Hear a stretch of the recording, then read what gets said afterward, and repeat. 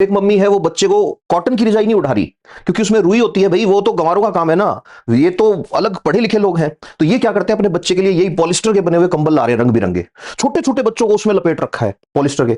और वो कंपनी वाले उससे ज्यादा समझदार हैं, कंपनी ने क्लियर कट उसमें वार्निंग के साथ लेबल लगा रखा है 100% पॉलिस्टर। अब वो पता नहीं डिग्रियां लेके ही घूम रही है या क्या है, छोटा सा बच्चा है उसको उसमें लपेट रखा है उसने, और उसमें धागे ऐसे उठ रहे हैं। अब कंपेयर करो सिचुएशन कि आप रात को कॉटन की रजाई लेके सो रहे हो, या आप वो खेस बोलते हैं जिसको कॉटन से बनता है वो ले रहे हो, या ऊंट की ऊन से या भेड़ की ऊन से बना हुआ कंबल लेके सो रहे हो सकता है वो कूल नहीं लगे, हो सकता है चुभरा हो सकता है रजाई आपको देखने में सुंदर नहीं लगे। अब आप ले आए खरीद के रंग बिरंगे के चक्कर में पॉलिस्टर वाला, अब वो गर्म बड़ा रहता है। गर्म क्यों नहीं रहेगा, मैंने बताया एयर प्रूफ कर देते हैं। एयर प्रूफिंग के लिए क्या डाला उन्होंने, उन्होंने डाले इसमें परफ्लोरो एल्काइल सल्फोनेट, अभी बताया मैंने। और इससे क्या होता है, कैंसर। अभी सुनते जाना। इसके अलावा जब बन रहा था तो क्या डाला, एंटीमनी डाला। शुरू में पॉलिस्टर जब बनाया था तो ये थोड़ी पता था कि इसके कंबल बना लेंगे लोग, और कूल दिखने के चक्कर में छोटे छोटे बच्चों को वो कंबल उठा रखे हैं। बाद में 10 साल बाद घूमते फिर रहे हैं कि हमारी बेटी के पीसीओडी हो गया, हमारे तो बच्चे के छोटे से कई एलर्जी हो गई, इसके अस्थमा हो गया। अरे उस मम्मी ने किया है जो सिर्फ डिग्रियां लेके घूम रही है, और अपने आप को सुपीरियर दिखाने के चक्कर में हर वो चीज खरीद के ला रही है जिसका टीवी पे ऐड देख लिया या जो फिल्मों में देख ली। एक बार एजुकेशन, उनकी क्वालिफिकेशन तो देखो जिनसे इंस्पायर हो रहे हो। अब हो क्या रहा है, वो जब बच्चा ओढ़ रहा है उसको, तो पॉलिस्टर के माइक्रोफाइबर्स उसके नाक से और उसके मुंह से अंदर जा रहे हैं। छोटा बच्चा है तो पक्का कपड़े को चबाएगा भी।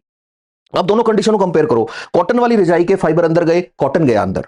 कॉटन डाइजेस्ट नहीं होगा बट वो सेलुलोज में ब्रेक डाउन होगा, और सेलुलोज को पचाने के लिए हमारे पास डाइजेस्टिव सिस्टम में पावर नहीं है, बट उसको डिग्रेड कर देते हैं हमारा मैक्रोफाज सिस्टम, हमारे एंजाइम्स उसको डिग्रेड कर देते हैं, म्यूकस के साथ बाहर आ जाता है।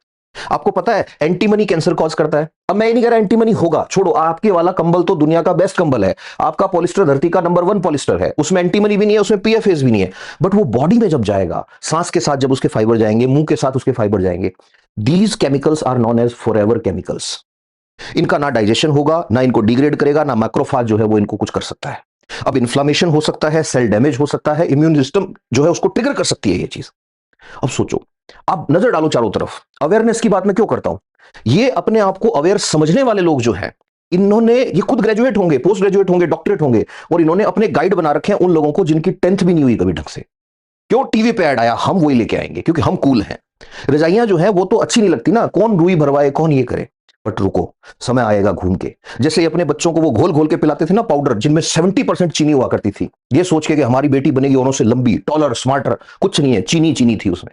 डायबिटीज होगा तुम्हारी बेटी के थोड़े टाइम बाद। ये आएंगे ढूंढते हुए कि भैया प्योर वाली रजाई दे दो हमें, तो जिसका अस्तर भी कॉटन से बना हो। ये औकात है अर्बनाइजेशन जिसको कहते हैं।